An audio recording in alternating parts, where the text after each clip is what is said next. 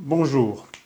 Avant de laisser parler l'autre, je vais d'abord vous remercier. Vous avez été très nombreux à apprécier le sketch que j'avais fait, ce qui, par d'autres côtés, m'inquiète, hein, puisque du coup, je me retrouve avec un score de, je ne sais plus exactement combien c'est à l'instant, 96-97% de pouces levés contre 3-4% de pouces baissés. Alors ça me rappelle des élections en Union soviétique du temps de Brejnev. Bon, Brejnev était encore un vieux un peu croulant, à la limite, être comparé à Brejnev, pourquoi pas, mais Staline, quoi. Hein. Et là, ça m'affole légèrement. Alors d'habitude, j'essaye de répondre aux différents commentaires au bas de chaque vidéo. Là, j'ai été un peu débordé pour chaque fois écrire merci, merci, merci. Je préfère faire donc un merci collectif. Deuxième point, je vous rassure tout de suite, je ne vais pas faire ça à chaque fois pour une raison très simple. C'est que c'est un boulot de fou. Parce qu'il faut d'abord monter la vidéo, ensuite filmer toutes les petites scénettes, reprendre la vidéo, insérer les petites scénettes. Déjà que là, j'ai plusieurs heures de rush tourné ce printemps en stock et que je ne prends pas le temps de les monter. Alors si je devais à chaque fois faire des sketchs, même si ça vous est agréable. Donc aujourd'hui, je couperai d'un ou deux commentaires parce que la vidéo que je monte a quelques petites failles et donc je ferai ça très sérieusement à la Alain Duhamel avec mes notes et je rajouterai un petit grain de sel de temps en temps. Allez, on va laisser la parole à l'autre parce que sinon il va s'énerver. Aujourd'hui, je veux juste vous parler d'une petite chose. Alors pas de ce seau de déchets que je vais balancer, parce que c'est une question... Alors maintenant avec les 75 ou 16 vidéos, il y en a qui ont tout vu depuis le début et qui ont les réponses aux questions que je vais apporter. Puis je vois tout le temps des gens qui m'envoient des mails, est-ce que ceci, est-ce que cela, est-ce qu'on peut... Donc je vais quand même vous montrer ça rapidement en passant, et puis on va aller dans la serre où il y a eu un mystère. Mystère que je viens d'élucider ce matin seulement, et ça c'est la deuxième partie de mes vidéos. J'aimerais bien que vous deveniez des jardiniers curieux, des jardiniers chercheurs dans votre petit coin de jardin. Bref, laissez les muscles au placard, développez vos neurones, ne soyez pas cons. Oubliez d'être con. Voilà mon message du jour. On y va. Alors ici, c'est donc une des zones où actuellement, parce que je suis paresseux hein, et je ne vais plus changer, juste après la porte d'entrée ici, je balance mes déchets organiques ménagers en ce moment. Pas la peine d'aller plus loin, de risquer de glisser, de me casser le col du fémur ou je ne sais pas quelle connerie qui pourrait arriver. Et donc vous voyez là plein de choses, ça me permet de répondre à au moins deux questions qui me sont posées régulièrement. Le marc de café. Le marc de café, qu'est-ce que c'est? C'est le grain de café. Donc là où le caféier a mis les meilleures substances qu'il a su produire pour se reproduire lui-même, et donc il a mis là-dedans des réserves, un peu de protéines, beaucoup de glucides, et puis quelques petites substances qui pouvaient déranger d'éventuels grignoteurs de ces graines. Donc nous, on est intéressé par la caféine, l'homme, on fait une percolation. Après avoir tout, on va dire, cramé, hein, la torréfaction, il reste là-dedans essentiellement des protéines. Donc c'est une substance organique assez difficile à dégrader pour les organismes du sol parce qu'elle a été torréfiée, mais qui va néanmoins se décomposer en libérant pas mal d'azote. Je n'ai plus les chiffres en tête, je vous les incrusterai, parce que quand je suis descendu, je ne pensais pas parler de ça, devant la caméra. Oui, précisons un tout petit peu cette histoire de mare de café. L'autre, là, quand il est descendu, il rêvassait, quoi. Il était parti au potager, la caméra sous le bras, et il n'a pas pris la précaution de faire d'abord des recherches. Quand on s'adresse à des gens expérimentés, intéressés, etc., on fait un minimum de recherches avant. Donc, je l'ai fait après coup, à sa place. Et stupéfaction, les données sur les teneurs en éléments minéraux du marc de café sont extrêmement ténues. Vous retrouverez à peu près tout le temps la référence aux mêmes données qui parlent de 2,28% d'azote, 0,06% de phosphore, 0,6% de potassium, un C sur N de 24 pour 1 et un pH de 6,2. C'est une étude américaine qui est a priori citée par tous ceux qui se citent. Et alors là, je dis attention, faites des recherches sur la teneur en fer des épinards. 50 ans après, Popeye et tout ça, tout le monde est encore persuadé que les épinards sont particulièrement riches en fer. Il n'en est rien. Les épinards, comme toute plante verte, ont une teneur certes honnête, appréciable, appelez ça comme vous voulez, mais ne sortent en rien du lot des légumes verts en ce qui concerne la teneur en fer. Et j'ai trouvé encore des sites internet qui en plus parlent de santé, qui produisent une donnée dont on sait aujourd'hui que c'est une erreur de typo. Enfin, il y a deux versions. C'est il y a à peu près un siècle, un chercheur allemand qui a analysé des tas d'aliments pour connaître leur teneur en différents éléments. Et alors, selon une des versions, la secrétaire de ce chercheur, de ce professeur, a fait une erreur de dactylo et au lieu de taper 2,3 grammes, je crois, par kilogramme, a tapé 23. Elle a zappé la virgule. Et du coup, ce chiffre-là est entré dans les annales et est répété depuis un siècle. Une autre version, mais ça c'est ce que je vous raconte là, est scientifiquement établi, un chercheur spécialisé en histoire des sciences qui a creusé cette question-là, comment une telle bêtise a pu se répéter. Et une autre version, c'est qu'il se serait lui-même gouré en notant sur ses carnets. J'avoue que je ne sais pas laquelle de ces deux versions est juste, mais ce qu'il y a de certain, c'est qu'une ânerie peut se répéter pendant un siècle sans que personne tilte. Enfin, sans que personne tilte. Si, il y a 20 ou 30 ans quand même, un jour, une fois que les méthodes d'analyse étaient devenues très très faciles, aujourd'hui on analyse une matière organique avec une très très grande facilité. Si je veux connaître la teneur en azote de cette capillaire, je la broie, je mets ça dans un petit ordinateur, spectrographe de flamme ou je ne sais pas quelle méthode, et l'ordinateur me crache la teneur avec 3 chiffres après la virgule.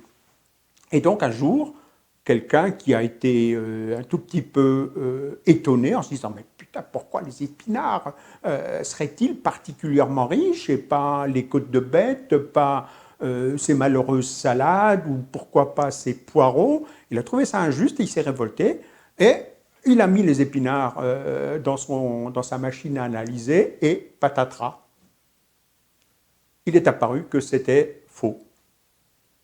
Et donc depuis 30 ans, on sait que c'est faux, mais vous trouvez encore aujourd'hui sur des sites internet les faux chiffres. Voilà, une grande parenthèse, méfiez-vous de données qui ne sont pas, qui sont ce que j'appelle consanguines, c'est-à-dire une personne un jour a mis ça en circulation et depuis, sans même citer en général l'auteur de la source, tout le monde le répète et ça devient une évidence.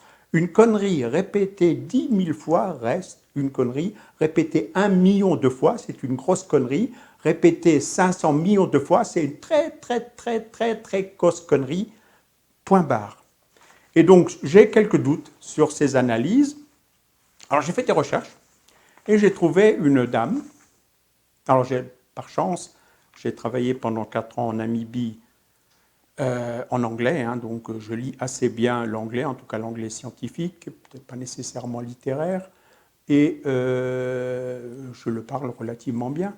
Donc cette dame s'appelle Linda Choker Scott, elle a un PhD de l'université de Washington, hein, l'université d'État, et elle a écrit un article qui s'appelle Coffee Grounds, Will They Perk Up Plants? Donc, le marc de café, est-ce qu'il fait du bien à votre plante? Alors, elle cite d'autres chiffres, malheureusement incomplets.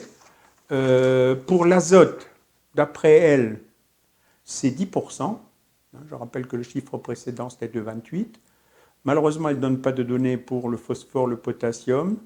Elle indique que le C sur N peut être aussi bas que 11.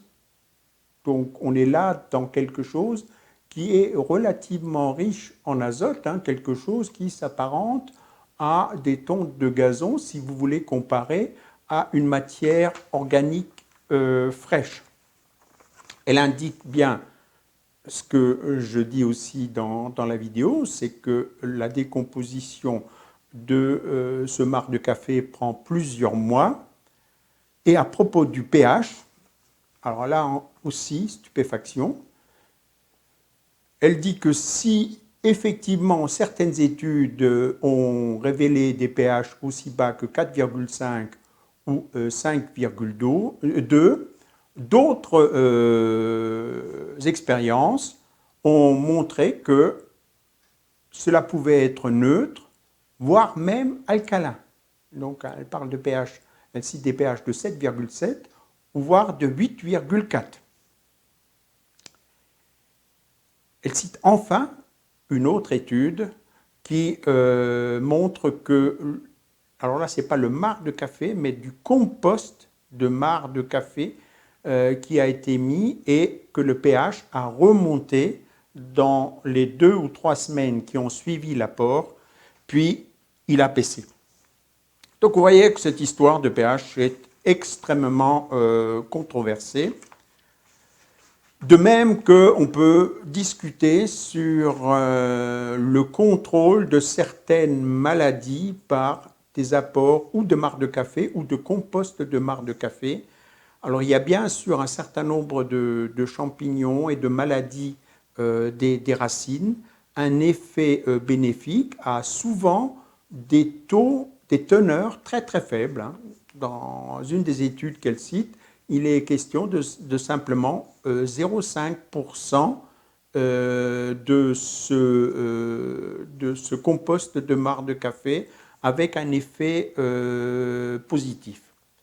Sur la germination, alors sur beaucoup de sites internet français, j'ai trouvé l'indication comme quoi ça favorisait la germination. Elle ne l'exclut pas, mais elle cite tout un ensemble de plantes pour lesquelles ce compost de marc de café avait au contraire un effet inhibiteur. Hein. Il est question là, alors ce n'est pas nécessairement des légumes, hein, ça a été étudié sur toutes sortes de plantes. Il est question là de l'alfalfa, donc une légumineuse. Il est question des trèfles, il est question d'une moutarde chinoise, il est question du raigra italien et même d'une ornementale, une plante ornementale telle que le tradescantia, le géranium, etc. Voilà donc quelques précisions sur ce thème que j'ai effleuré. Et non, ce n'est pas moi qui l'ai effleuré, c'est l'autre. Hein. Vous avez compris que je fais dans la schizophrénie là. Donc c'est l'autre qui a effleuré ce thème et il n'avait pas bossé la question. Hein.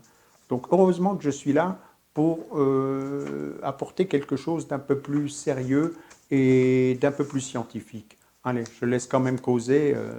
Après tout, il est sympa, hein. On ne peut pas critiquer. Il fait des efforts, hein. Il essaye d'apporter des connaissances. Bon, des fois, il est un peu petit, quoi. Il est un peu short, mais bon, ce n'est pas une raison pour le censurer. On n'est pas sous Staline, après tout. Je lui laisse la parole. Donc, c'est un engrais organique à décomposition très très lente, réputé acide, et alors là, les gens paniquent. Est-ce qu'on peut mettre une substance acide ou acidifiante sur le sol? Ben, écoutez, franchement, 500 mètres carrés, même si vous n'en avez que 100 mètres carrés de sol, 1 mètre carré de sol, c'est 300 kilos de sol. Alors, sauf si vous êtes restaurateur et vous avez une poubelle, une grosse poubelle pleine tous les jours, vous pensez bien que ce petit peu d'acide que je mets dans mon sol, là, est absolument et rigoureusement insignifiant si je considère mon sol sur 50 cm de profond. Insignifiant. Et donc, on y va. Du marc de café, de l'azote et quelques autres éléments, potassium, etc., magnésium, pour mes légumes. Pelure d'orange, bio. Pelure d'orange, je ne sais pas d'où vient cette mystification qui vous fait croire que les pelures d'orange vont contrarier la décomposition de vos matières organiques. Qu'est-ce qu'il y a dans une pelure d'orange? La connerie la plus remarquable que je lis sur Internet tout le temps, c'est que c'est acide. Mais pas du tout. L'orange que j'ai bouffée là-dedans, elle était vers un pH de 4. Donc nettement acide, même si le sucre masque cette acidité. Donc mon corps a digéré cet acide, vous avez remarqué que je ne suis pas mort, donc pourquoi voulez-vous qu'une bactérie meure d'une orange? Ah non, mais je ne peux pas le laisser dire ça. Là, il a complètement dérapé, il a résonné comme un tambour, comme on le dit parfois. Bien évidemment que notre corps, à travers son système digestif, est capable de digérer des choses qui sont acides, qui sont basiques, qui sont amères, qui sont ceci, qui sont cela. D'ailleurs, un des milieux les plus acides qui existent, c'est notre estomac. Enfin, c'est l'intérieur de notre estomac au moment de la digestion. Les bactéries, par contre, sont extrêmement sensibles à l'acidité du milieu. Et donc, s'il était avéré que le marc de café provoque une chute importante du pH du sol, ce serait bien évidemment un sérieux problème. Donc, oubliez ce qu'il vient de dire, là, ça ne tient pas la route. Bon, de temps en temps, c'est le risque des impros, quoi, hein. Je disais tout à l'heure, il est sympa, mais des fois, il baratine, et il ferait mieux de réfléchir un tout petit peu, hein. Bon, on va laisser baratiner, parce que il aime ça, je crois qu'il aime ça. Vous avez remarqué qu'une orange bio que vous oubliez, très vite, elle moisit. Signe évident que la vie s'y attaque, en l'occurrence les champignons qui aiment bien l'acidité. Donc, les champignons commencent par attaquer, par décomposer tout ça. Pourquoi s'inquiéter? Pourquoi s'inquiéter? Juste parce qu'un jour, un couillon a écrit une connerie sur Internet et que depuis, on la répète.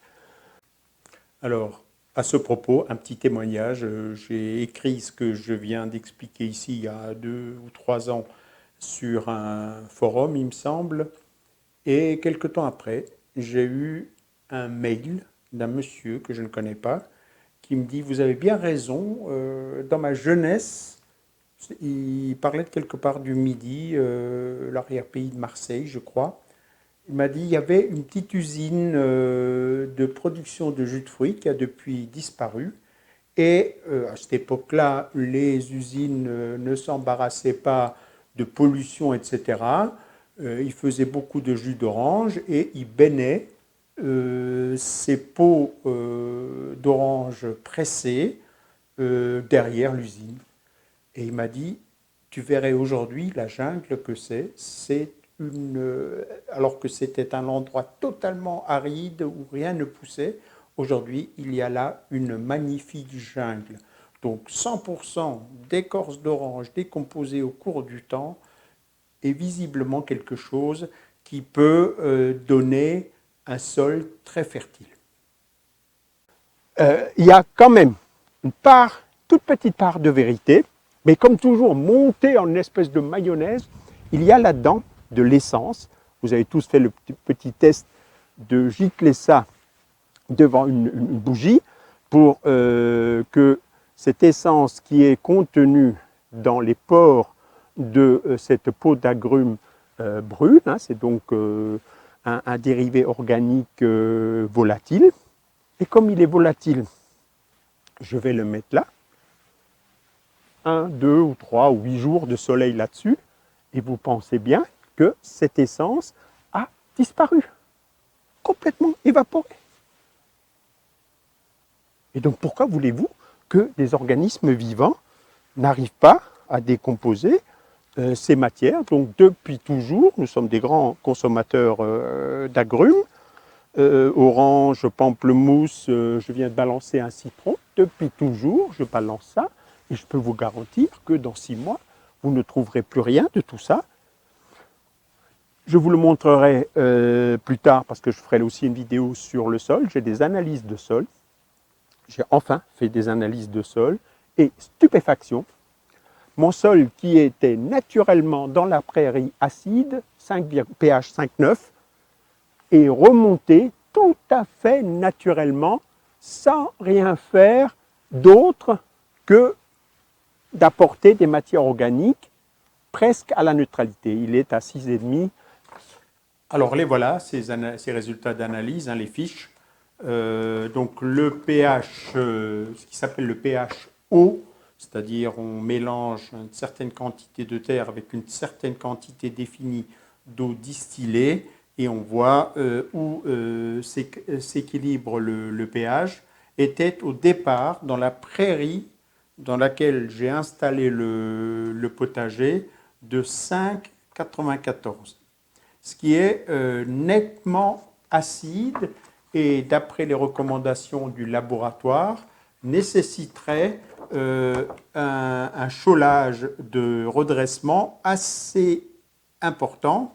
Il parle ici de, en gros, 3 tonnes de chaux par hectare à répartir sur plusieurs années, parce que sinon, ça ferait un choc trop important dans le sol. Évidemment, je n'ai rien fait de tel, puisque ces analyses, je les ai faites à l'automne dernier.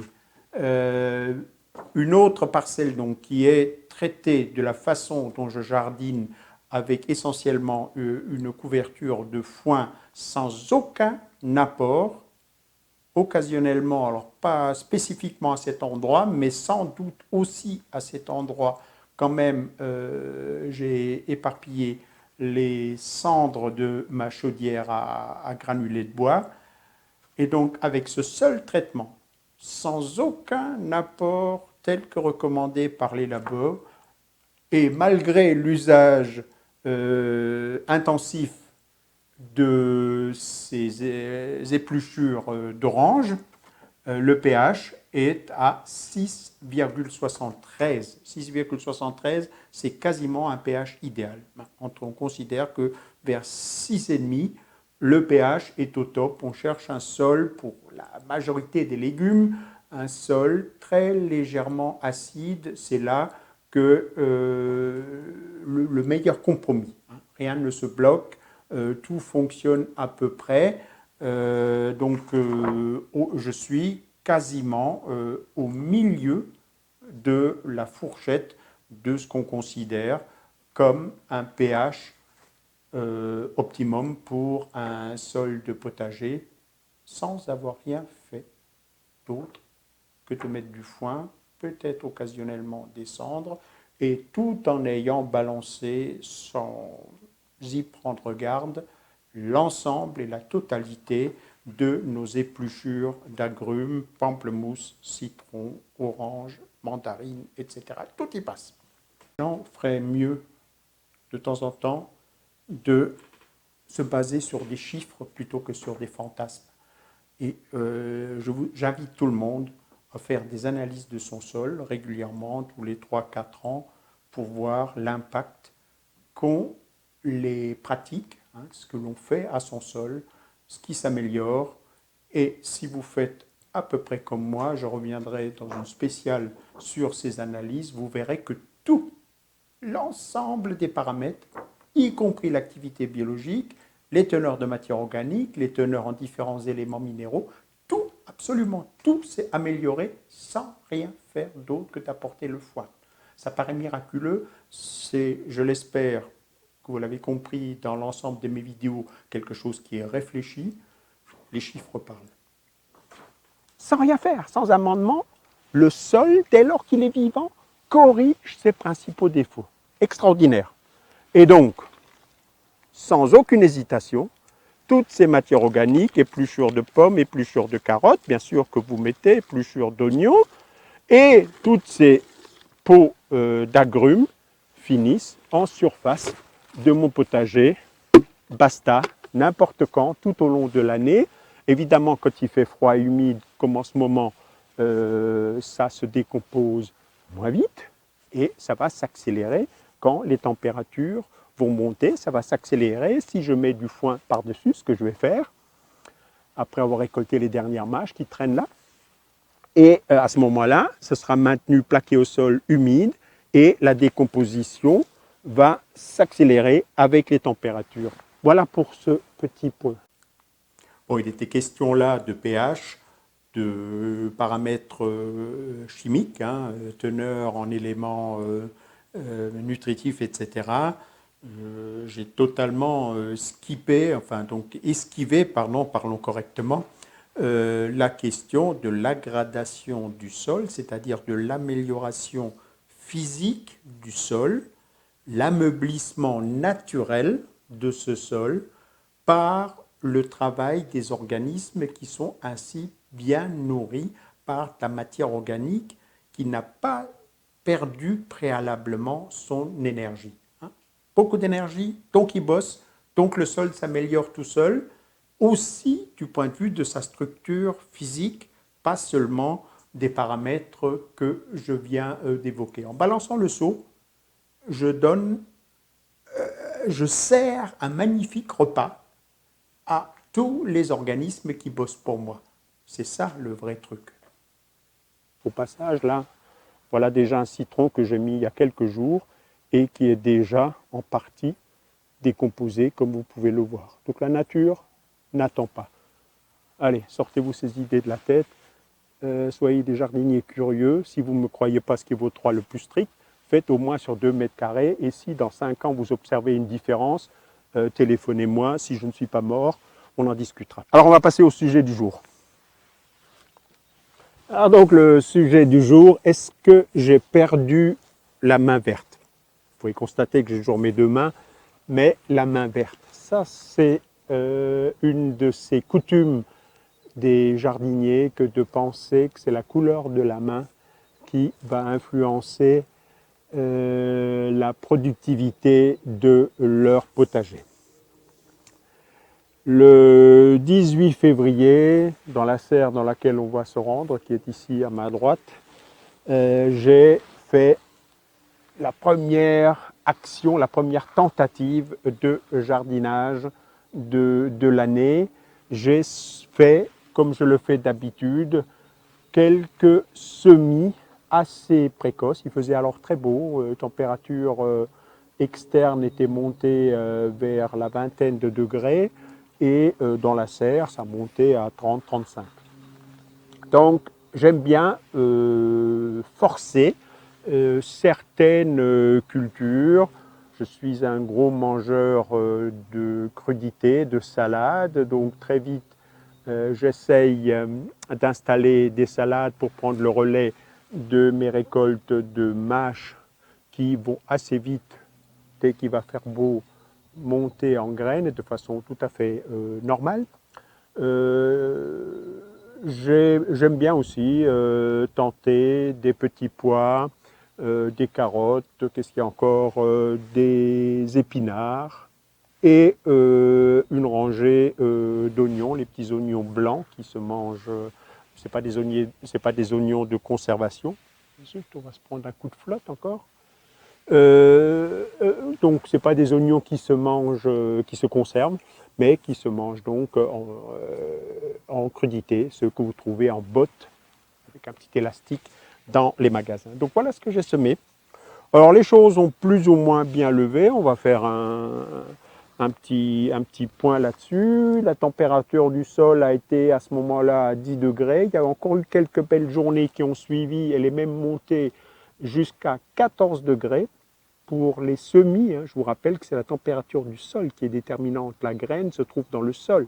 Ce n'est pas la température de l'air qu'il faut considérer. Je vous recommande vivement d'avoir un petit thermomètre sonde, ça vaut 10 balles, pour savoir quelle est la température du sol. Donc 10 degrés à l'époque, c'est monté jusqu'à 14. Et là, donc les 3 dernières semaines où on était dans ce régime de giboulet, bien qu'aujourd'hui il fasse vraiment très doux.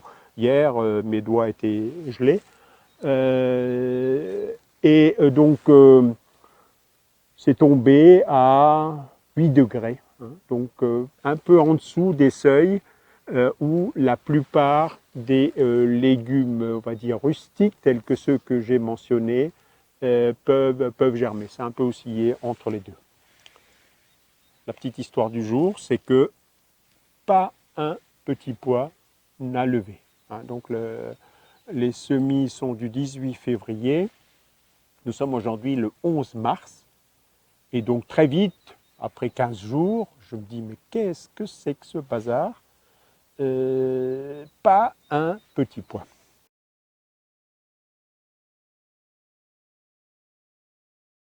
On va reprendre le fil de l'enquête. Je vais la reconstituer parce que je n'avais pas sorti la caméra. Donc on va faire comme si. Alors, on va aller dans la serre. Je vais ranger ça au cas où il pleut. Alors voilà donc ces lignes de petits pois. Ce sont ces deux rangées-là. Ici, il y a des carottes qui, pour l'instant, sortent tout doucement. On en voit quelques-unes. Les radis, je sursème toujours des radis sur les carottes. Les radis allant très très vite, les carottes allant très très lentement. C'est une bonne combinaison et ça m'évite d'avoir des rangées vides pendant trop longtemps.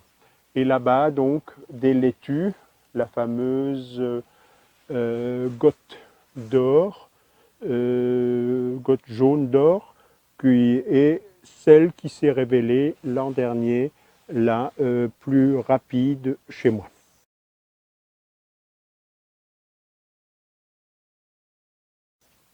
Donc, cette rangée, et je vais reculer, je vais tenter un travelling que j'incrusterai, et vous ne verrez que, à l'exception d'ici, il y a deux petits pois, j'en vois guère d'autres. Peut-être un qui va s'en sortir ici.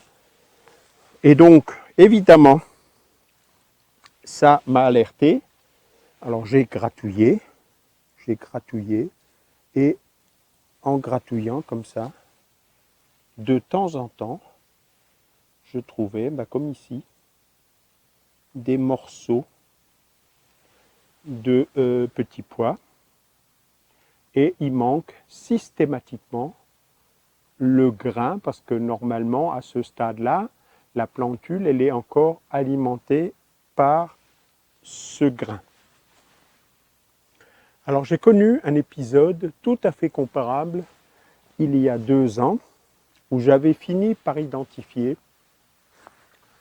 que mes petits pois sous terre étaient rongés par quelque chose qui ressemblait à des cloportes. Je dois avoir une photo quelque part que j'incrusterai. Et j'ai longtemps cru que c'était des cloportes, pour finalement découvrir que c'était des chenilles d'une famille de papillons très commune chez nous, qui s'appelle les lichénidés, lichénidés auxquels se rattachent des papillons bleus de taille relativement petite, hein, mais très mignons, qu'on appelle les azurés, ou des papillons couleur cuivre qu'on appelle les cuivres. Et donc, j'ai ici le long de la serre, à l'extérieur, de l'origan, et puis quelques autres plantes martyrs. Et je m'étais réjoui de voir des nuées de papillons l'année d'avant cet épisode malheureux. Des nuées de papillons, et j'étais très content. J'avais un jardin plein de biodiversité, plein de vie, Eureka chez moi et des papillons, etc., etc. Et la facture l'année d'après, en extérieur, donc, je le répète, pratiquement pas un petit pois qui a levé. Alors j'étais quand même surpris, là, il y a 15 jours, parce qu'ici dans la serre, je n'avais pas observé la présence de façon significative de ces papillons lichénidés. Donc j'étais suspicieux, mais bon, quand on ne sait pas, on ignore, et quand on ignore, on tâtonne dans le vide. Alors il y a ceux qui s'en remettent à la Lune, hein, il y a une solution. Vous ne comprenez pas quelque chose, il y a toujours une solution, la Lune. Ça me tente peu. Et donc j'ai cherché qu'est-ce que ça pouvait bien être. Alors, comment découvrir ce qui se passe? Ben, je me suis dit de façon très simple, je vais faire des semis de petits pois dans des plaques de semis que je fais germer dans la maison. Dès que ça sort, je mets dans la serre pour acclimater.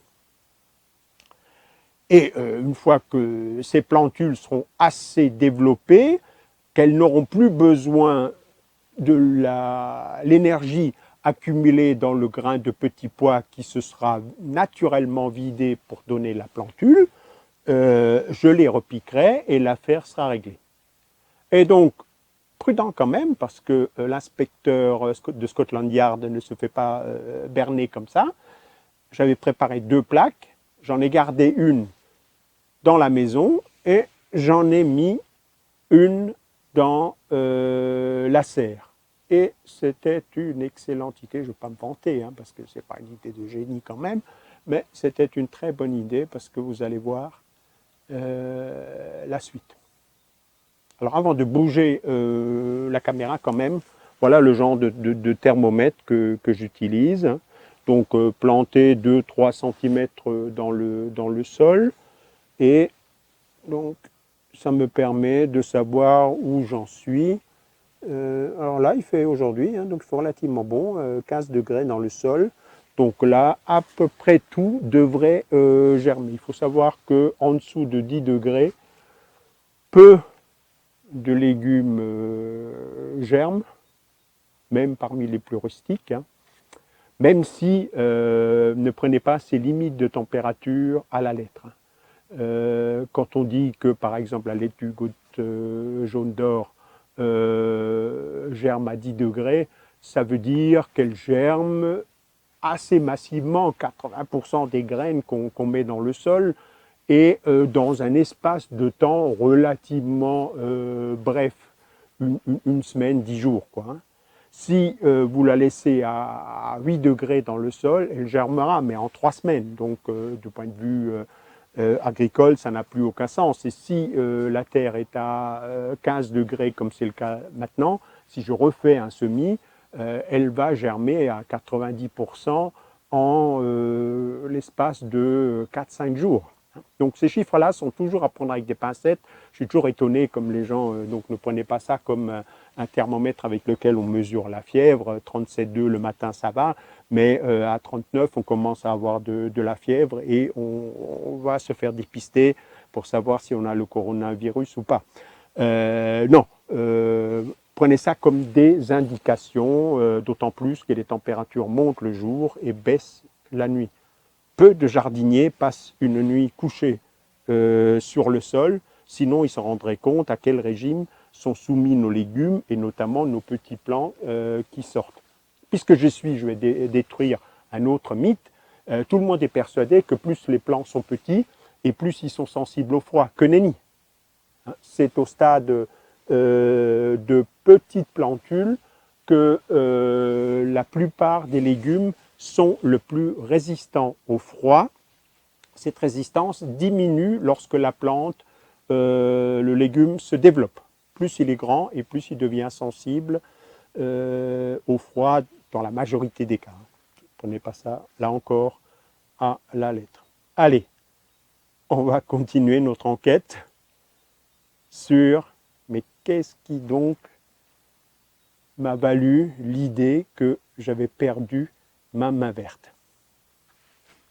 Il y a 2 jours donc, je décide de mettre une de mes plaques de semis où les petits pois commençaient à lever, ici dans la serre, l'autre restant à la maison. Et hier matin, qu'est-ce que je découvre?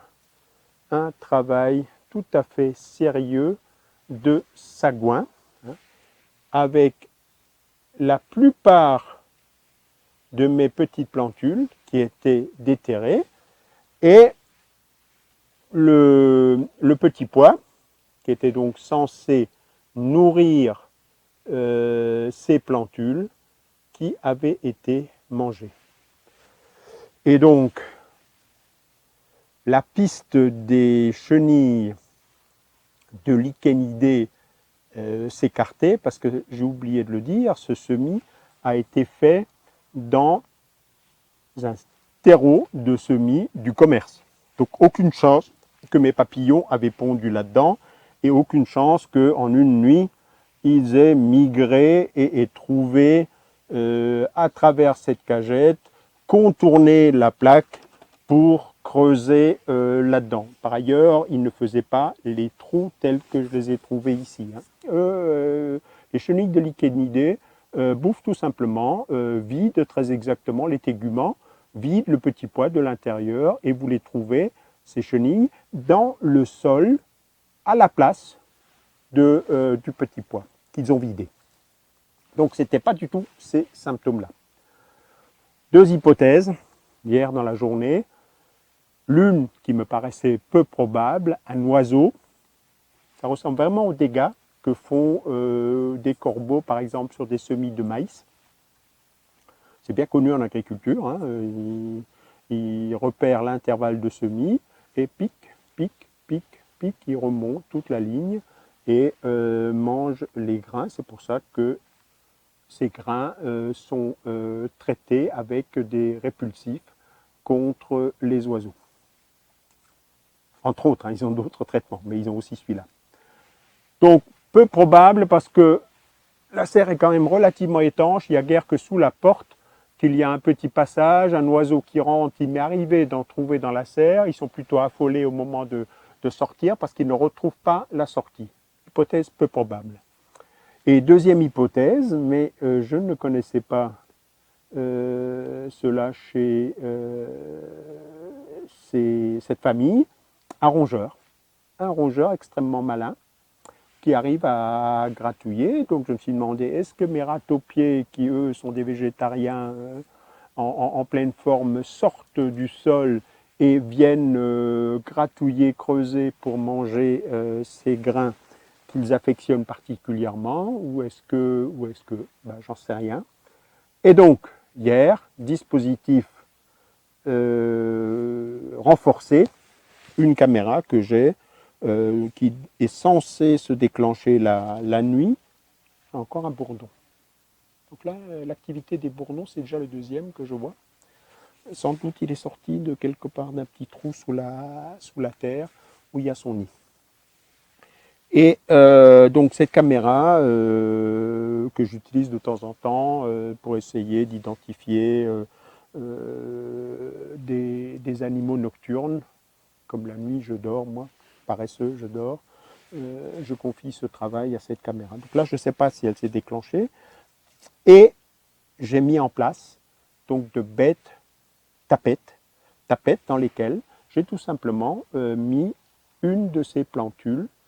On va voir ça tout de suite, à quoi ça ressemblait donc hier soir. Voilà donc, hier soir, 2 tapettes. Alors j'ai je n'arrache pas un plan exprès pour mettre en scène, donc une petite plantule, le petit pois ramolli planté dans le petit clou où on fixe les appâts, bien armé, orienté vers l'extérieur, pensant que le voleur de petits pois allait arriver par l'extérieur. Et donc, suite ce matin, un petit rongeur que je vais essayer d'identifier, peut-être une musaraigne, mais je ne suis pas du tout spécialiste des rongeurs. Bon, erreur là, hein, confusion entre le mulot et la musaraigne. Le mulot est un végétarien, hein, donc un chapardeur de graines, etc., qui s'introduit régulièrement dans les maisons ou dans les granges ou dans les réserves. C'est souvent la souris que vous attrapez dans vos tapettes à proximité de vos réserves, alors que la musaraigne est tout à fait un autre rongeur, carnivore, insectivore, hein, et donc à considérer comme un animal utile dans votre potager. Donc ne faites pas comme fait l'autre là, confondre mulot et musaraigne, c'est dramatique. Donc voilà, qu'est-ce qui m'a bloqué toute une rangée de petits pois, enfin qui me l'a détruit. Et mystère résolu, donc dans les serres, notez qu'il n'est pas rare que ce soit des rongeurs qui vous fassent des petits problèmes. Alors j'en ai chaque hiver dans la maison, hein, c'est pour ça que j'ai toute ma collection de tapettes que je mets dans notre cave où nous conservons les pommes de terre, les noix, etc. etc. J'en ai aussi dans le grenier qui m'empêche, enfin qui me foutent un bordel la nuit et des fois ça m'énerve. Donc j'ai toute ma collection de tapettes, je dois en avoir une dizaine, pour contrôler les rongeurs. Voilà, c'est aussi le fait qu'on n'a pas de chat. Hein. Peut-être qu'un chat se serait chargé de ça, encore faut-il que ce soit un chat sachant chasser. Comme je l'ai écrit dans mon livre, il y a plus de chats qui savent choisir leur croquette à la télé que de chats qui sachent encore chasser. Il y a des chats sauvages qui rôdent, donc c'est une question d'équilibre. Pas évident qu'un chat rentre dans la serre, on ne va pas la laisser ouverte parce que sinon ça se refroidit. Donc pas si évident dans une serre. Je pense que des tapettes à 1 euro, hein, ça vaut 1 euro une tapette comme ça, c'est pas mal. Je vais voir si l'appareil s'est déclenché et s'il a photographié cette scène, auquel cas je vous l'incrusterai dans la vidéo. Allez, on va s'arrêter là. Dans d'autres vidéos, je pense, au cours de la semaine, je vais revenir sur d'autres choses, les salades, les autres semis, la reprise en main du potager à l'extérieur petit à petit et plein de choses du même genre. Ciao, à une prochaine. Voilà, donc la caméra infrarouge a bien marché, hein, elle s'est déclenchée. J'ai des images assez intéressantes de la capture de ce mulot. Et alors, s'il y a des âmes sensibles, des enfants, etc., envoyez-les chercher une boisson fraîche dans le frigo ou faire le tour du pâté de maison, etc. Bien évidemment, l'histoire va se solder par la mort de ce mulot et dans notre société, sans doute par, je ne sais pas par quel phénomène, la mort est quelque chose qui fait épouvantablement peur, quoi. Alors que c'est un mécanisme fondamental du vivant. Je reviendrai là-dessus peut-être un jour dans une vidéo plus philosophique. Refuser l'idée de mort, c'est tout simplement figer la vie. La vie évolue parce que les vieux couillons meurent, ils sont remplacés par d'autres. Alors là, ce n'est pas nécessairement un vieux couillon, mais dans la lutte entre les espèces et donc la lutte que je mène pour essayer d'avoir ma part de la photosynthèse et ne pas tout laisser au mulot, je me réserve le droit de piéger les râteaux-pieds, je me réserve le droit de piéger les mulots. Ce serait écologiquement sans doute plus biodiversité si c'était un chat, mais pour le mulot, le résultat serait strictement le même.